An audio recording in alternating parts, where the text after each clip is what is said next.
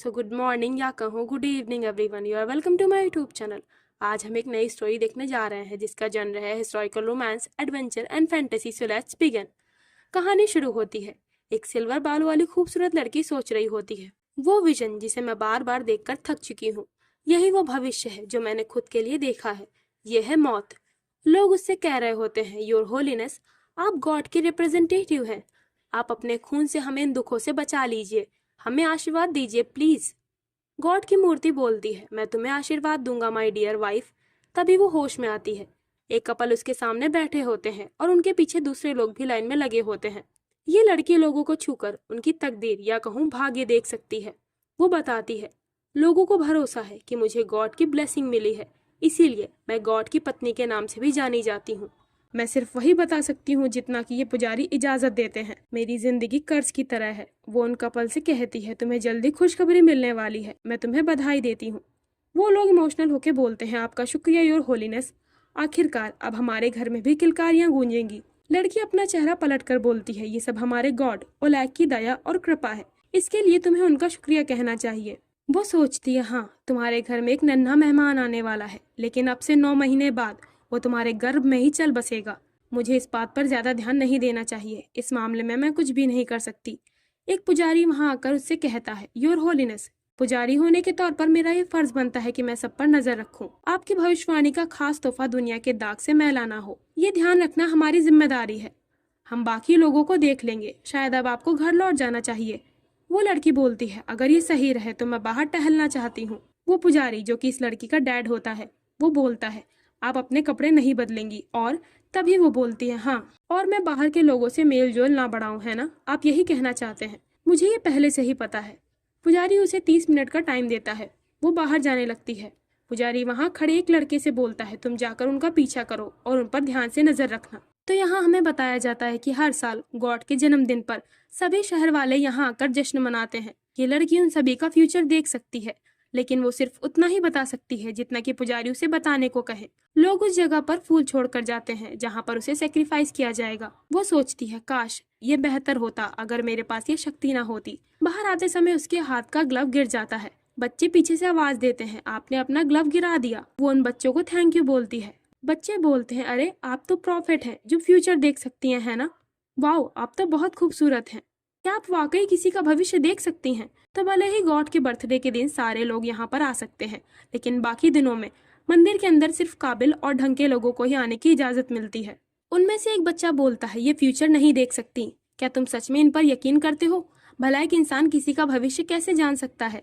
दूसरा बच्चा उस पर चिल्लाते हुए बोलता है, ये बुरी बात है, तुम इनसे माफी मांगो। वो लड़की हंसते हुए बोलती है, कोई बात नहीं, तुम्हारी बात से मुझे किसी की याद आ गई। पिछले साल जश्न में एक आदमी ने मुझसे ठीक यही बात कही थी और उसके हाव भाव भी एकदम तुम्हारे जैसे ही थे। वो मन में बोलती है, वो घमंडी सर थियो फिरग्रेड थे। तभी पीछे से वहाँ वही लड़का थियो फिरग्रेड आकर बोलता है, नियोमी बेलोन, तो तुम यहाँ छिपी हो, चुड़ैल कहीं की, तुमने मेरे साथ क्या किया है? तो यहाँ पर हमें हमारे मेन फीमेल लीड और मेन मेल लीड थियो से इंट्रोड्यूस करवाया जाता है। अब हम 1 साल पहले का सीन देखते हैं। थियो अपने भाई से कहता है, तुम तो हमारी परदादी से मिलने जाना चाहते थे ना, तो फिर हम यहाँ मंदिर क्यों आए हैं? उसका भाई बोलता है, बड़े लोग चाहते हैं कि तुम हमारे परिवार के रिप्रेजेंटेटिव होने के नाते इन चीजों को यहाँ पेश करो। थियो बोलता है, वाकई मेरे जैसा वल्गर, पैसों का भूखा बदमाश ये सब करे? वो सोचता है, वो कमीने बुढ़े, अगर उनके पास इतना ही पैसा है तो उन्हें इसका इस्तेमाल हमारी चुराई हुई विरासत को वापस लाने के लिए करना चाहिए। वो बोलता है, क्या यहाँ के लोगों की दिमागी सेहत सही नहीं? वो अंधविश्वास पर अपना पैसा कैसे बर्बाद कर सकते हैं? और हमारे चढ़ावे से यहाँ के पुजारी मोटे होते चले जा रहे हैं। तभी उसका भाई बोलता है, ध्यान रहे कि तुम क्या बोल रहे हो। हाँ, हमारी परदादी को गुजरे हुए 3 साल हो चुके हैं। तो यह हमारे गॉड ओलैक की कृपा है जो आज हम दोनों यहाँ पर हैं। यहाँ आते समय मैंने देखा कि बिग डीपर और लाइब्रा एक हो गए हैं, क्योंकि गॉड ओलैक की ताकत ने आसमान और धरती को चमकीला कर रखा है। उन्हीं की वजह से हम बिना रास्ता भटके यहाँ सही से पहुंच पाए हैं। थियो उसकी बातों से इरिटेट हो रहा होता है। वो बोलता है, नहीं, हम यहाँ सही समय पर आ पाए क्योंकि आज आसमान साफ होने की वजह से हम नॉर्थ स्टार को देख पा रहे थे। हम ऐसा मान लेते हैं कि मैं ये भेंट उन्हें पहले ही पेश कर चुका हूँ, और क्यों ना हम दोनों इस खजानों को आपस में बराबर बराबर बांट लेते हैं। तुम क्या कहते हो मेरे भाई? मैं ध्यान रखूंगा कि हमारे घर के बुढ़ों को इस बारे में ना पता चले। वो कहता है, थियो तुम ये मत भूलो कि तुम यहाँ हमारी फैमिली के रिप्रेजेंटेटिव के तौर पर आए हो। थियो सोचता है, ये सब बकवास है, ये मुझे सिर्फ इसीलिए इस काम में फंसा रहा है। क्योंकि ये खुद लाइन में नहीं लगना चाहता। ये हमेशा दूसरी चीजों में अपना अच्छा हिस्सा निकाल ही लेता है। थियो मंदिर के अंदर जाता है। नोएमी उससे कहती है, स्वागत है, आप मुझे अपना नाम बताइए। वो सोचता है चलो हम ये शो भी देख ही लेते हैं।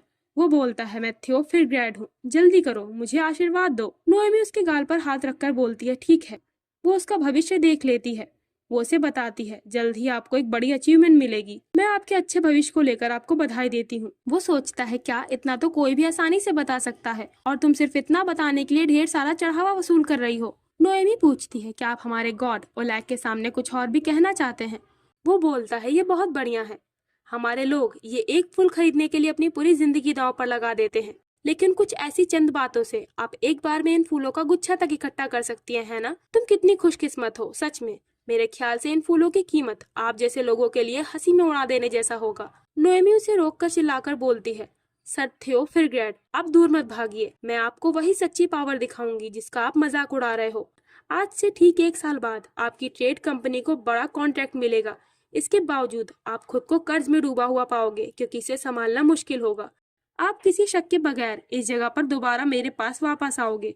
अब स्टोरी प्रेजेंट में आती है, जहाँ 1 साल बाद थियो नोएमी के पास आता है। वो बताता है, मेरा बढ़िया जहाज टुकड़ों में बिखर गया और सारा माल समुद्र में डूब गया। लोग मरते मरते बचे। क्या तुम किसी पर अपना विश्वास थोपने के लिए इतने नीचे गिर सकती हो? नोएमी भी तेज आवाज में बोलती है, मैं कभी ऐसा कुछ नहीं करूंगी, समझे? थियो कहता है, तो तुम मुझसे ये कह रही हो कि ये सब वाकई गॉड ओलैक का काम है? ये वही गॉड है जिस पर तुम यकीन करती हो? हाँ, मुझे अपने गॉड की एक और भविष्यवाणी बताओ। मैं तुम्हें दिखाऊंगा कि तुम कितनी रिडिकुलस हो। वो उसका हाथ जबरदस्ती अपने गाल पर रखता है। नोएमी भविष्य देखती है कि वो और थियो किस कर रहे होते हैं। वो सोचती है, ये मैंने अभी क्या देखा? क्या ये सर थियो का भविष्य था, या फिर ये मेरा आने वाला कल है? अब तक मैंने अपने भविष्य में सिर्फ अपनी मौत ही देखी है। उसी समय पुजारी वहां आकर तेज आवाज में बोलते हैं, योर होलीनेस, आप किसी अनजान आदमी के साथ में क्यों हैं? नोएमी सोचती है, जरूर इन्होंने किसी को मेरा पीछा करने के लिए भेजा था। क्या मुझे वापस जाने की जरूरत है? लेकिन तब मुझे पक्की तौर पर सेक्रीफाइस कर दिया जाएगा। वो थियो का हाथ पकड़कर बोलती है, सर थियो चलिए। वो उसका हाथ पकड़कर भागने लगती है। नोएमी को ये पता लगाना होता है कि जो उसने अभी देखा क्या वो सच में हकीकत है। वो बोलती है, आपको यहाँ ऐसे लाने के लिए मैं माफी चाहती हूँ, लेकिन बताइए, अगर आपने कुछ ऐसा देखा जिसके बारे में आपने कभी नहीं सोचा था कि वो आपकी जिंदगी में कभी होगा, तो आप क्या करेंगे? थियो बोलता है, यही वजह है कि मैं तुम्हारे पास आया था। तुम्हारी भविष्यवाणी सच हो गई। नोएमी बोलती है, मैं कभी झूठ नहीं बोलती, मैंने जो देखा वो हकीकत है। तभी उन्हें किसी के आने की आवाज सुनाई देती है। नोएमी बोलती है, हमें जल्दी से कहीं छिपना होगा। वो हड़बड़ाहट में थियो के ऊपर गिर जाती है, और यहीं पर वो घटना सच हो जाती है जो उसने अपने विजन में देखा था। इस बार वो अपने विजन में देखती है कि वो थियो के साथ में जहाज पर है, और दूसरे विजन में वो एक लाल बालों वाले पर्सन के साथ में होती है। थियो उससे दूर हटके बोलता है, तुम पागल हो, तुम मुझे काट रही थी। तुम तो एक पवित्र लेडी हो, तो फिर तुम ऐसे कैसे कर सकती हो? तभी उसकी नजर ओलैक की मूर्ति पर पड़ती है। ये दोनों उस भगवान ओलैक की मूर्ति के पीछे होते हैं। नोएमी कहती है, सर थियो, हमें ये दोबारा करना होगा। वो सोचती है, मैं अभी श्योर नहीं हूँ कि ये मेरा भविष्य था या फिर सर थियो का। वो कहती है, चलिए हम एक बार फिर से ये करते हैं। थियो बोलता है, क्या क्या तुम्हारा दिमाग खराब हो गया है? वो उसकी कॉलर पकड़कर बोलती है, मैं आपको बताऊंगी कि आगे आपकी ट्रेडिंग कंपनी का भविष्य क्या होगा। मैं आपको ये भी बताऊंगी कि आप इस सिचुएशन को कैसे सुलझाएंगे। मैं आपको भविष्य के बारे में वो सब बताऊंगी जो आप जानना चाहते हैं। थियो बोलता है, क्या तुम एक किस के लिए मुझसे ये डील कर रही हो, और वो भी मेरी कंपनी के साथ? वो सोचता है, पता नहीं इस बार ये कौन सी चाल चल रही है, और ना जाने ये किस हद तक जाएगी। वो बोलता है, ठीक है, इसके लिए तो मुझे अच्छी कीमत चुकाना। मैं इस टाइप का इंसान हूँ जो इन फालतू की चीजों पर अपना समय बर्बाद करना पसंद नहीं करता। नोएमी एक विजन देखती है जहाँ वो थियो के साथ एक हरियाली सी जगह पर होती है, और उनके 2 बच्चे वहाँ पर खेल रहे होते हैं। अब उसे ये पता चल जाता है कि यह भविष्य खुद उसी का है। वो सोचती है, मुझे लगा था कि गॉड की पावर्स के आगे मैं कुछ नहीं बदल सकती, लेकिन अब मुझे इनके ब्लाइंड स्पॉट में जीने का मौका मिला है। नोएमी कहती है, सर थियो, आपके जहाज की कुछ चीजें आयरिश नदी में रेतीली चट्टानों के नीचे हैं। अगर आप दोबारा उन चीजों को पाना चाहते हैं तो कल आप दोबारा मुझसे आकर मिलना। वो सोचती है, इस आदमी के रहने से मुझे एक अलग अंत तक पहुंचने में मदद मिल सकती है। देन अब अगले दिन रात के समय थियो चुपके से नोएमी के पास जा रहा होता है। वो इरिटेट होकर सोचता है, मैं भला किस बात को लेकर इतना एक्साइटेड था, हाँ, जो मैं दोबारा उसी झूठी प्रॉफिट से यहाँ पर मिलने आया हूँ। और जहाज की वो सारी चीजें एकदम वही थी जहाँ उसने बताया था। यहाँ कुछ ठीक नहीं, मुझे खुद जाकर जांच करनी होगी। वो खिड़की से अंदर आते हुए बोलता है, तुम काफी हाई फ्लोर पर रहती हो नोएमी। वो चौंक कर बोलती है, तो आप आ गए? थियो कहता है, क्या तुम्ही ने तो कहा था कि तुम मुझसे मिलना चाहती हो।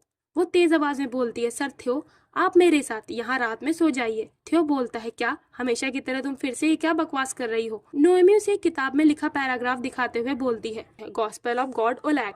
इसमें लिखा है कि गॉड ओलैक की वाइफ एक कुंवारी लड़की होगी और मैं गॉड की पत्नी बिल्कुल नहीं बनना चाहती। आप मुझे इससे बचने में मेरी मदद कीजिए। हमें केवल इसका नाटक करना है और कुछ भी नहीं। ये सब सुनकर थियो का दिमाग खराब हो रहा होता है। वो कहता है, यानी तुम ये कहना चाह रही हो कि पुजारी हमें एक साथ पकड़ ले? हाँ। वो हाँ में जवाब देती है। थियो बोलता है, नहीं, अभी मेरी मरने की कोई चाह नहीं है। नोएमी कहती है, ऐसा नहीं होगा, मैं आपको गारंटी देती हूँ कि आप सुरक्षित रहेंगे। मैंने अपने विजन में देखा था, कुछ सालों बाद आपके पास आयरन क्राउन होगा। थियो पलट कर पूछता है, क्या आयरन क्राउन? नोएमी बताती है, हाँ, उस पर एक कंपास लगा हुआ था और वो सिल्वर कलर का था।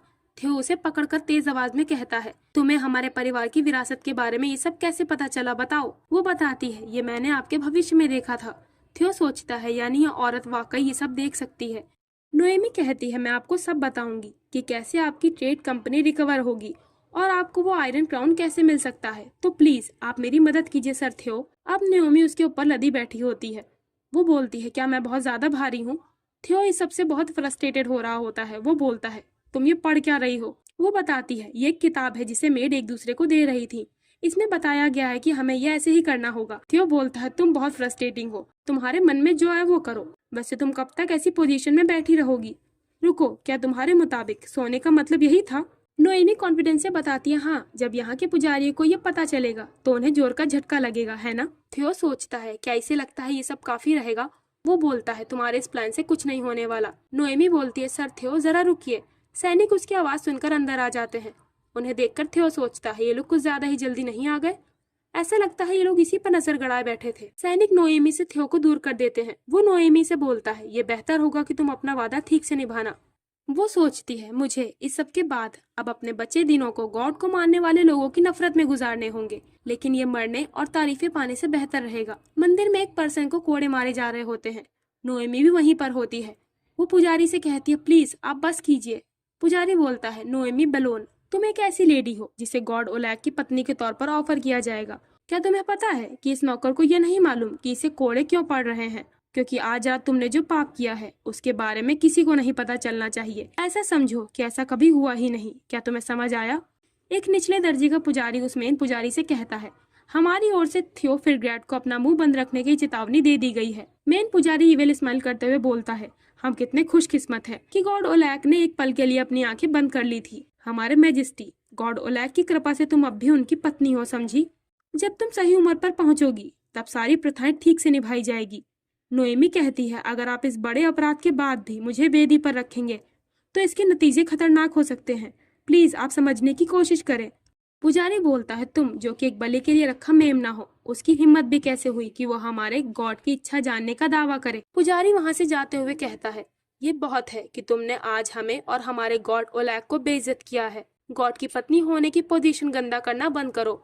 तुम जाओ और ये पश्चाताप करो कि तुमने आज क्या किया है। इधर थियो बाहर आ जाता है। उसका भाई, जिसका हमें अभी नाम नहीं पता, वो पूछता है, तुमने वहाँ क्या किया था? हाँ, क्या तुम्हें पता भी है कि तुम्हें बाहर निकलवाने में कितना पैसा खर्च करना पड़ा है? तुम लकी हो कि ये बेलोन स्टेट आज जो कुछ भी हो उसे सीक्रेट रखना चाहता है। मुझे आशा है कि तुमने अपना सबक सीख लिया होगा थियो। तुम दोबारा इन सब झमेले में मत पड़ना, समझे? थियो सोचता है, वो लोग इस खबर को सीक्रेट रखेंगे, पर क्यों? उसका भाई कहता है, जैसे कि बड़े लोग कहते हैं, एक नोबल को नोबल की तरह ही बिहेव करना चाहिए। तभी वो पीछे पलटकर देखता है, थियो वहां से गायब हो चुका होता है। वो दोबारा मंदिर के महल के अंदर आ जाता है। वो सोचता है, मुझे इसकी परवाह नहीं कि मुझे पकड़ लिया जाए, लेकिन उस लेडी ने मुझे मेरी विरासत के बारे में तो कुछ बताया ही नहीं। मैं भला इतना बेवकूफ कैसे हो सकता हूँ? उसके जवाब देने से पहले ही वो जो चाहती थी मैंने उसे पूरा कर दिया। मुझे यकीन नहीं हो रहा कि मैं उसकी वजह से फिर से ऐसा कुछ करने जा रहा हूँ। वहाँ के लोग एक लड़के की फोटो देखते हुए बात कर रहे होते हैं। मुझे उनके लिए दुख हो रहा है। भले ही वो दोनों एक दिन एक समय पर पैदा हुए थे, फिर भी सिर्फ इनकी तस्वीर यहाँ पर है जबकि दूसरी कैद में है। ये वाकई गलत है। ऐसे समय में बेहद खूबसूरत होना भी एक पाप है। वो सिर्फ नाम के लिए गॉड की पत्नी है। ये एक तरह से मर्डर जैसा है। लॉर्ड एंजो जल्द ही एक नोबल लेडी से शादी करेंगे, जबकि होलीनेस नोएमी इसे देखने के लिए आसपास तक नहीं होंगी। लोग उन्हें ओलैक की पत्नी कहते हैं, लेकिन नोएमी की जिंदगी हम सबसे भी बदतर है। थियो उनकी बातें सुन रहा होता है। वो सोचता है, मुझे लगा था कि नोएमी एक फूलों से लिपटी हुई राजकुमारी है। क्या मैं गलत था? इधर नोएमी फूट फूट कर रो रही होती है। वो सोचती है, मैं कुछ भी नहीं बदल पाई, सब कुछ वैसा ही है। आखिर में मेरी किस्मत ऐसे ही रहेगी, मैं ऐसे ही लाचार दशा में मर जाऊंगी। तभी थियो उसके पास आता है। नोएमी उसे देखकर चौंक जाती है। थियो उससे पूछता है, क्या तुम सिर्फ शहीद होने के लिए बनी हो? ये सुनकर नोएमी की आंखों से आंसुओं की धारा बहने लगती है। थियो उसके मुंह पर कपड़ा रखकर बोलता है, तुम थोड़ा धीरे रोने की कोशिश करो, नहीं तो बाहर सब सुन लेंगे। वो कहता है, एक ऐसे ईश्वर को इंसान की भेंट चढ़ाना जो कि सिर्फ लोगों के लिए एग्जिस्ट करता हो, ये मेरी समझ से परे है। नोएमी कहती है, बुजुर्गों का मानना है कि इससे गॉड ओलैक खुश होंगे और सब पर दया करेंगे।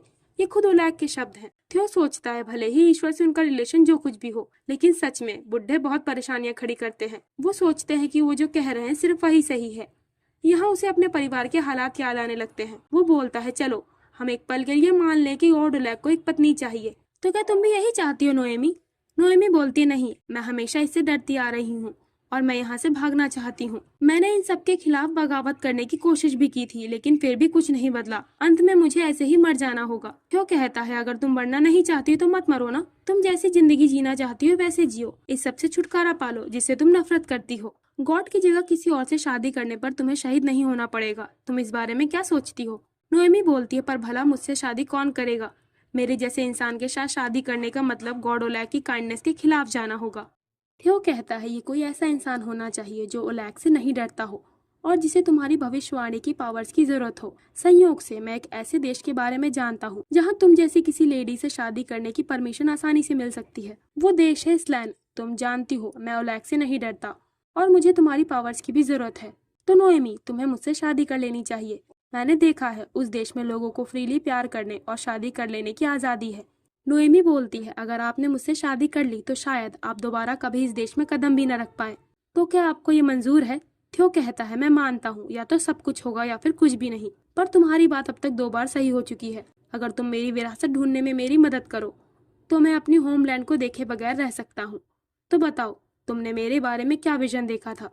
नोएमी सोचती है, क्या मैं इस आदमी का भविष्य को गिरवी रखकर वाकई जिंदा रह सकती हूँ? थियो कहता है, अगर तुम एक साधारण लेडी बनकर जीती हो तो यहाँ के लोगों के पास तुम्हें पकड़ने के लिए कोई वजह नहीं रहेगी। तुम्हें वो आज़ादी मिलेगी जो तुम चाहती हो और मुझे भी वो मिल जाएगा जो मैं चाहता हूँ। वो सोचती है, जैसा कि इन्होंने कहा कि ये एक तरफा नहीं है बल्कि ये हम दोनों के फायदे का समझौता है। वो थियो को ऑफर एक्सेप्ट कर लेती है। दूसरे दिन शहर में एक खबर फैल जाती है कि नोएमी ने सगाई कर ली है। वो सर थियोडोर फिरग्रेट के साथ शादी करने वाली है। शहर के लोग इस न्यूज से हैरान रह जाते हैं और इधर पुजारी को तो जोर का झटका लग जाता है। नोएमी मंदिर का महल छोड़कर भाग गई होती है।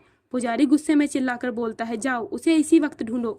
एक पर्सन बोलता है, जैसा आप कहें, मैं जरूर उसे वापस ले आऊंगा और उसे ओलैक की बाहों में लौटा दूंगा। तो ये नोएमी का भाई एंजो होता है। कुछ सैनिक 2 लोगों के पीछे भाग रहे होते हैं, पर वो दोनों थियो और नोएमी नहीं होते। उन दोनों ने तो प्लान बनाया होता है कि हम समुद्री रास्ते से होकर भागेंगे। वो लोग जहाज पर पहुंचने में थोड़ा लेट हो गए होते हैं। थियो चिल्लाकर कैप्टन से रुकने को बोलता है। वो कूदकर जहाज पर चढ़ जाता है। वो नोएमी से बोलता है, यहाँ आओ, मैं तुम्हें कैच कर लूंगा, कूदो नोएमी। पीछे नोएमी को पकड़ने के लिए सैनिक भी आने लगते हैं।